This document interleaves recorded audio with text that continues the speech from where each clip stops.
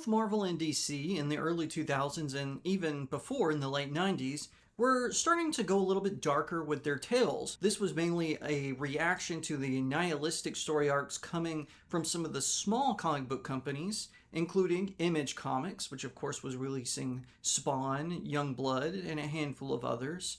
But Marvel was really after this sort of dark storyline with the launch of their Ultimate Universe. Now, I'm not talking about the one that ran just recently, but the one that was running in the early 2000s, such as Ultimate Spider-Man, Ultimate X-Men, Ultimate Fantastic Four, and The Ultimates, which later spun off Ultimate Avengers. However, they tapped Geoff Johns, yes, a writer more associated with DC Comics, to write in The Avengers. But Johns opted not to go the route of dark storytelling, and instead brought us a handful of stories that reminded us why Avengers are the Earth's mightiest heroes. And we're here to talk about it. Hi, my name is Jacob Berry, and this is the StudioJake vidcast.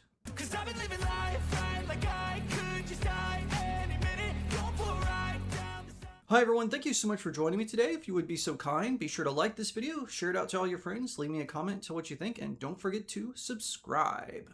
That's right, Geoff Johns, who is one of my favorite comic book writers, he decided to take on the Avengers. Now, it was not a long run, and he also did a few one-shots in Iron Man, Thor, and did a miniseries for Vision, but he is mainly remembered for a handful of story arcs that went through the Avengers.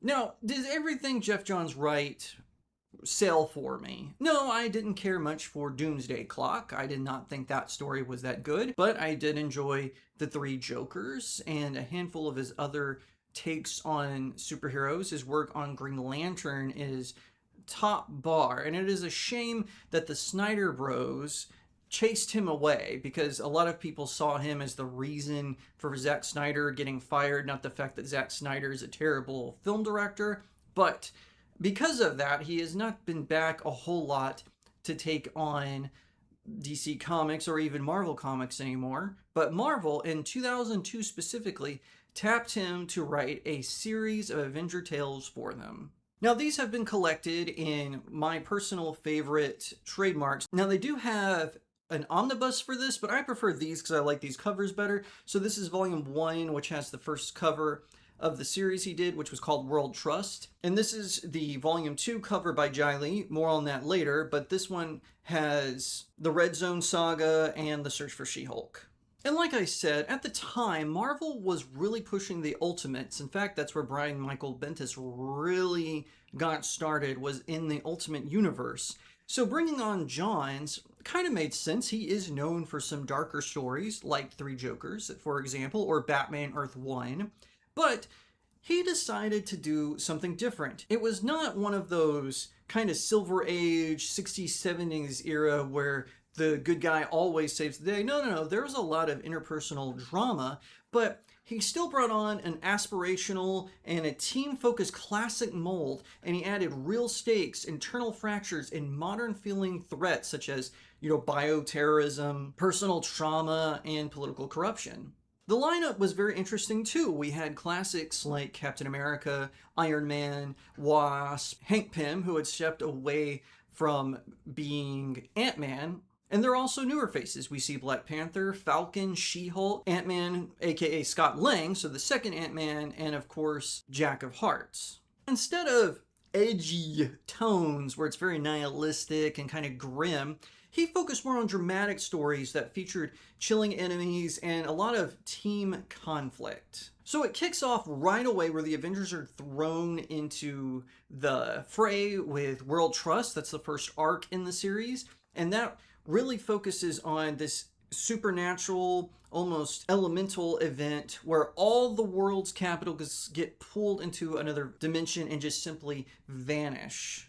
As a result, Captain America and Iron Man really have to build trust with the public, because the public in some ways blames the Avengers for allowing this to happen. While all of this is going on, there is drama between the Jack of Hearts and Scott Lang, aka Ant-Man. Jack of Hearts' power is out of control, and so he has to sit in this room to siphon off his energy, otherwise he could just explode and cause a mass casualty event. but he's also kind of jealous that Scott Lang, who's a former criminal. Now, remember in the comics, it wasn't like it is in the MCU. For one thing, Scott Lang is a lot more likable in the comics than the MCU. I said it, I'm not taking it back. Also, he was a bigger criminal in the comic books, and Jack of Hearts is kind of upset why Scott Lang is given this big opportunity to be one of the Avengers when he is forced to sit in this room and have his energy siphoned for hours and hours. And the World Trust arc is really interesting, it is really entertaining, and it really shows the crisis before and after, and then how the team lines up during that time. In fact, at the same time, we have the Vision miniseries going on, and it's part of the Avengers Icons event. And it's basically about Vision rediscovering his humanity, reconnecting with Wanda, the Scarlet Witch, and also rejoining the Avengers. It is very interesting. We see a side of Vision we don't normally see as he's trying to discover his humanity, if you will, his lost soul. And it is very impactful. I like it a lot. After World Trust concludes, we are thrown into Red Zone, and Red Zone is very interesting. It is about Red Skull, and here we see how a red mist is descending on Mount Rushmore, and how we see tension between Black Panther and Iron Man. Now, what's interesting is, again, this is to differentiate. You can tell it was a lot less political, where people weren't really concerned with being politically correct. Thank goodness. That's what makes these stories so much better. Black Panther is not this wise sage who maybe sometimes, draws too quick from the hip like he is shown in the MCU. Portrayed brilliantly by Chadwick Boseman. I'm not saying that portrayal is bad, but what I'm saying is here he's a lot more hot-headed, and he's kind of upset that he doesn't get to lead the Avengers, and his reasoning is, I'm the king of Wakanda, who are you to command me? And Iron Man's like, hey, I was the founding Avenger, I'm the leader of the Avengers, me and Captain America, we share leadership duties, and you have to listen to us. And this creates an interesting rift between the two of them. And during all this, Jack of Heart and Ant-Man are continuing their tension. It almost comes to fists at one point, and this is where a lot of really good artwork comes from. Olivier Coipel does the artwork. I hope I'm pronouncing that right, by the way. If I'm not, please let me know in the comment section below. I really want to credit this artist because his artwork is key. Gary Frank does an amazing job too. He does a lot of the artwork in this as well. Both of them are sublime in complementing Geoff Johns' work.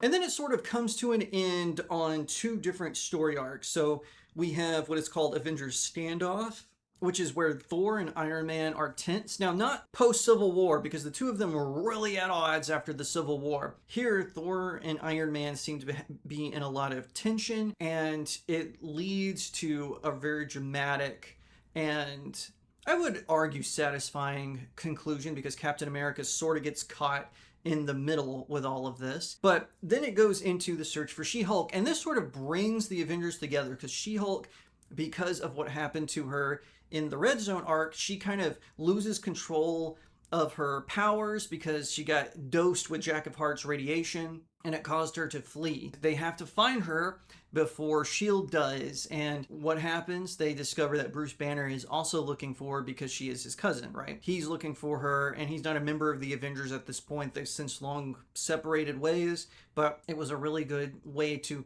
end his run. And again, I just want to compliment all of the artwork, from Olivier Coipel to Gary Frank and the other artists who worked so hard on this series.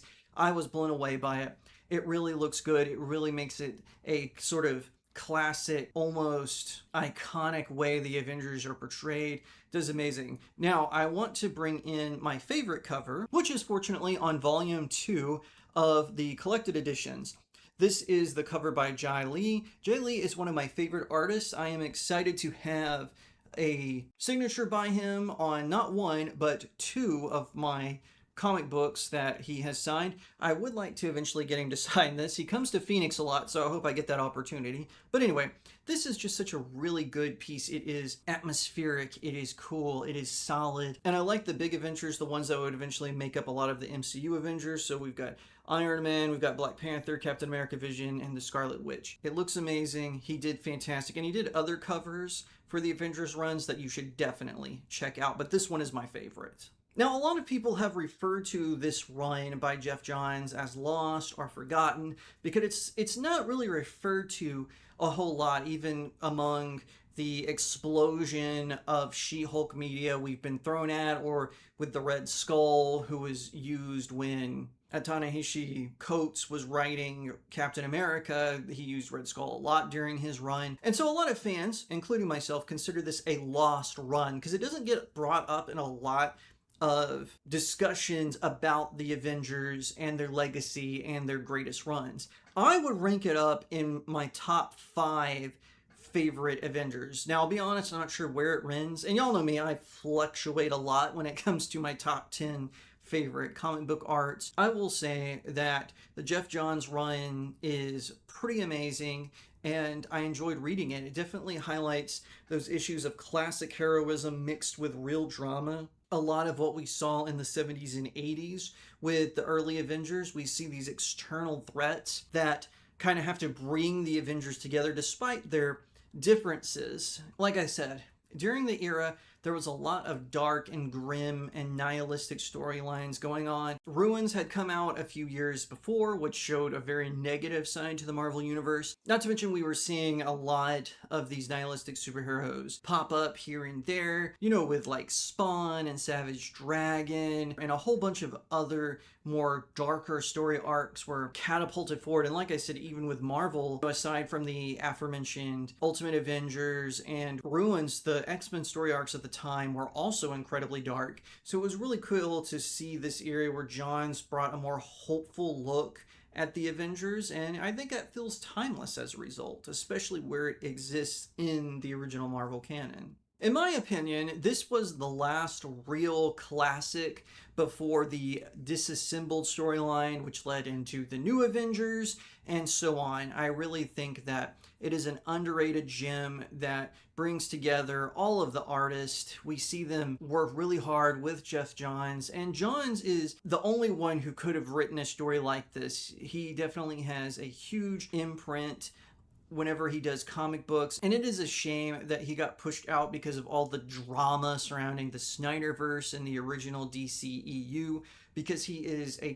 talented comic book writer. And like I said, I don't like everything he has written. I gave an example earlier, I'm not going to give any more, but the Avengers stands out with his Batman stuff. I would rank it in one of my favorite things he has written and one of my favorite Avengers storylines of all time, and I wish we would see more of that. Now, Red Zone was kind of adapted in the animated series Avengers Earth's Mightiest Heroes, but instead of taking place at Mount Rushmore, it actually took place at the Avengers Mansion, but it was very interesting. I really like that, and I like it way more than some of the edgier deconstructions that have become popular in recent years. To the global troubles of world trust, to Vision trying to find his humanity, to the Avengers standoff, to fighting the Red Skull, to the personal foibles between Ant-Man and the Jack of Hearts, to the search for She-Hulk.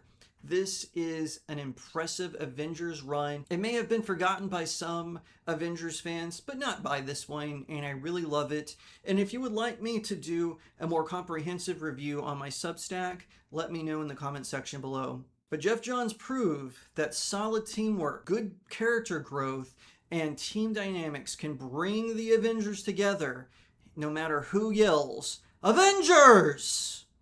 Assemble!" I really appreciate you watching today. If you would be so kind, I want to once again remind you to like the video, share it out to all your friends, leave me a comment to what you think, and don't forget to subscribe. If you're watching on YouTube on your mobile app, hype this video. I'm not sure what it does, but I would really appreciate it if you would be so kind to do that for me, because it's supposed to be positive. If you want to support me in the work that I do, head on over to my Substack. The link is in the description of the video and in the pinned comment. You can click there, you can subscribe, so check them out. You won't be disappointed. Another way to support me is to buy my books. I've got 4 out right now, a 5th one is on the way, and more about that very soon. But I just wanted to give you the opportunity. You can find them on Amazon by searching my name, or on the Substack. I have it conveniently titled Buy My Book section. There's links all over the place, but like I said, you can find them all on Amazon. I hope you pick up all 4 and give me a 5-star review. It really helps out small indie creators like myself. Thank you so much for watching, and I'll see you next time, right here on StudioJake. 'Cause I've been living